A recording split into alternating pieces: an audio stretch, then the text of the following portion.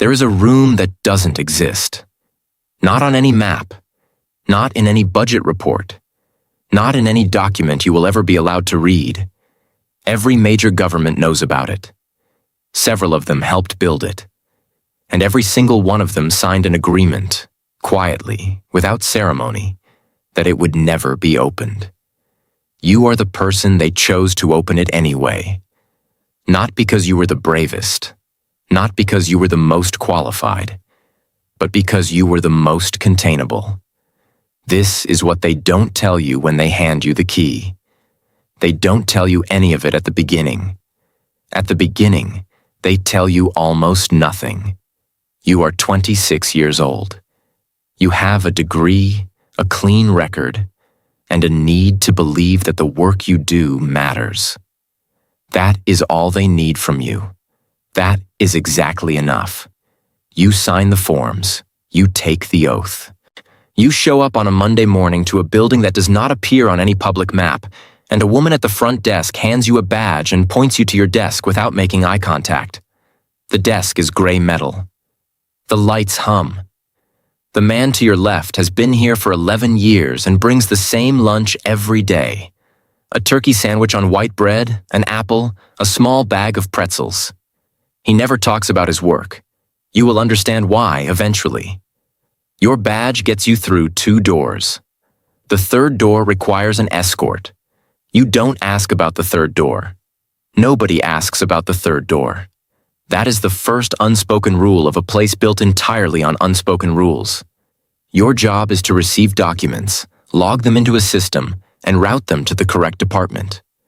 The documents are redacted before they reach you. Black bars over names. Dates, coordinates. You are handling the shadows of information, not the information itself. You are a cog that doesn't know what the machine makes.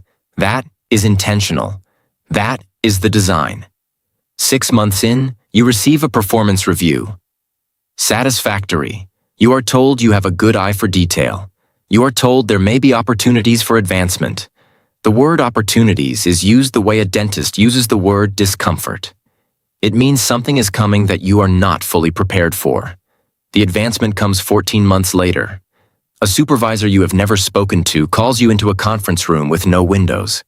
She slides a form across the table. A new clearance level. You sign it. You are now GS7, $44,000 a year. You get access to the third door. Behind the third door is a hallway. Behind the hallway is an elevator that goes down. You will learn later that it goes down 4 levels. On your first day with the new clearance, it only goes down 2. The elevator has no buttons. Someone else controls where it stops. That detail will stay with you for years. Level 2 is where the real work begins. You are assigned to a team of 7 people. They are all between 30 and 50 years old. They are all quiet in the same specific way. Not shy, not cold, but contained. Like people who have learned to keep their reactions internal because external reactions get noticed and noted. You learn to do the same. It takes about 4 months. Your new job is analysis. You read documents that are no longer redacted. You read things that have no context, no origin, no explanation attached. A temperature reading from a location that doesn't exist in any database. A list of names cross-referenced with a list of dates. A photograph of a building taken from an altitude that no commercial aircraft flies. You write summaries. You pass the summaries up the chain. You never receive feedback. You never know what happens to your summaries. You are still a cog. The machine is just slightly more visible now. The first time you see something that genuinely disturbs you, you are 31 years old. It is a transcript. 47 pages. The transcript documents a series of decisions made over 18 months by a committee of 9 people. The decisions resulted in outcomes that affected approximately 230,000 civilians in a region you are not permitted to name in your summaries. The outcomes are described using language so clinical and passive that you have to read certain sentences 3 times to understand what they are actually saying. Nobody was charged. Nobody resigned. The committee was dissolved and reconstituted under a different name 6 weeks later. You write your summary. You pass it up the chain. You go home and eat dinner and watch television and do not sleep well for 11 days. Your wife notices. She asks if everything is okay. You tell her work has been stressful. She asks what kind of stress. You tell her you can't talk about it. She has heard this before. She will hear it again. The distance between you grows in increments so small that neither of you can point to the moment it started. That is how most damage works inside institutions like this one. Not in explosions, in erosion. So you are promoted again at 33. GS 11. $62,000 a year. You now attend briefings. The briefings happen in a room on level 3. The room has a long table, 12 chairs, and a screen that descends from the ceiling. The briefings are led by a man named Hargrove. You never learn his first name. Nobody uses first names in the briefings. Hargrove speaks in a flat, even tone regardless of what he is describing. He could be reading a grocery list or describing a catastrophe and the cadence would be identical. You begin to understand that this is a skill, not a personality trait. You begin to practice it yourself without realizing you are doing it. Level 3 is where you first hear about the vault. Not directly. Nobody mentions it directly. It comes up in the margins of a briefing. A reference to a protocol. Saw a protocol that references a directive that references a repository. The repository has a designation.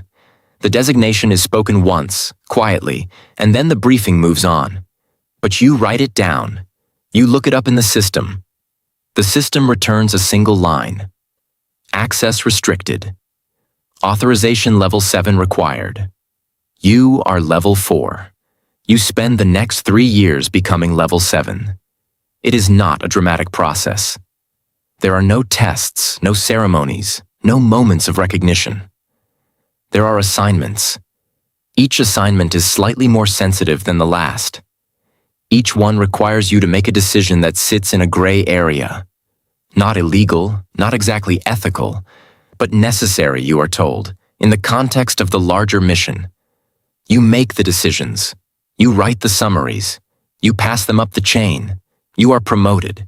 And you're promoted again. The salary reaches $91,000. Then $108,000. The number feels abstract.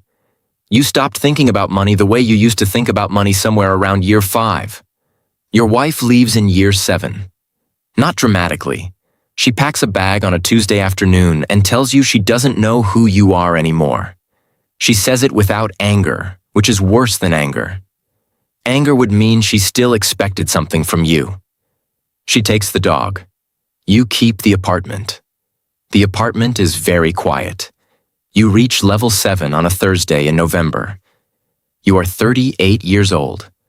Hargrove calls you into his office and tells you that you have been cleared for the repository. He does not call it the vault. Nobody calls it the vault out loud. He hands you a physical key. Which surprises you. You expected a code, a biometric scan, a retinal reader. The key is brass. It is old. It looks like it belongs to a house built in the 1940s. Hargrove tells you that you will go down to level 4 tomorrow morning at 6 a.m. He tells you that you will go alone. He tells you that what you find there is not to be discussed, summarized, or referenced in any document. He tells you that your job, from this point forward, is simply to know. You do not sleep that night. Level 4 is colder than the other levels. The air is different, drier, stiller, like the air inside a place that has been sealed for a long time. The vault door is not dramatic. It is a gray metal door, slightly larger than a standard door, with a single brass keyhole. You insert the key. The lock turns, the door opens, and inside are filing cabinets, rows of them. 42 rows, you count later. Each cabinet is labeled with a year. The years begin in 1947 and continue to the present. Inside the cabinets are folders. Inside the folders are documents. The documents are not redacted. They are not summarized. They are original. Handwritten notes, signed orders, photographs, transcripts, maps, financial records, medical reports. They are the unedited record of decisions made by people in rooms like this one. Decisions that shape the world outside in ways the world outside never knew and was never meant to know. You spend 4 hours in the vault on your first visit. You read slowly. You read carefully. You read the way you read when you are trying to understand something that keeps refusing to be understood. Much the decisions documented in those folders were not made by monsters. That is the thing that stays with you longest. They were made by people who use the same language you use, who cited the same values you were taught to cite, who believed, or at least wrote as though they believed, that what they were doing was necessary. The gap between their certainty and the outcomes they produced is the most disturbing thing you have ever encountered. It is more disturbing than any single document. It is the gap itself. The gap is the whole story. You go back to the vault every week for the next 6 years. You read everything. You become the institutional memory of a place that officially has no memory. You attend briefings and say nothing. You write summaries that reference nothing from the vault. You watch decisions being made that mirror decisions in the older folders, and you say nothing because saying something is not your function. Your function is to know. Knowing you understand now is not the same as acting. Knowing in a place like this is a form of containment. They gave you the key not to empower you, but to absorb you. You are the vault now. You carry it everywhere. You carry it home. You carry it to sleep. You retire at 54. The retirement is procedural. A form, a handshake, a small gathering in a conference room with a sheet cake from a grocery store. Hargrove is not there. Hargrove retired 2 years before you. His replacement is a woman named Chen, who has the same flat cadence, the same contained expression, the same practiced stillness. The machine reproduced itself exactly. It always does. They take your badge. They take your key. They remind you of the agreements you signed. You nod. You have been nodding for 28 years. You drive home on a Tuesday afternoon. The apartment is still quiet. You sit at the kitchen table and you think about the filing cabinets. You think about the folders. You think about the gap. That specific, terrible gap between intention and outcome, between the language of necessity and the weight of consequence. You think about the people in those folders who believed they were doing what had to be done. You think about yourself. You think about how long it has been since you could tell the difference between them and you. You think about the analyst who will be handed a brass key on some future Thursday morning, who will ride the elevator down alone, who will stand in front of that gray metal door in the cold, still air and insert the key and turn the lock and open the door and begin to understand what understanding costs. The vault does not care who holds the key. The vault was there before you. The vault will be there long after you. The decisions keep being made. The folders keep being filed. The air stays cold and sealed and permanent. Somewhere right now, a 26-year-old is logging redacted documents at a gray metal desk. The fluorescent lights are humming. The man to his left is eating a turkey sandwich. The third door is at the end of the hall. He hasn't asked about it yet. He will.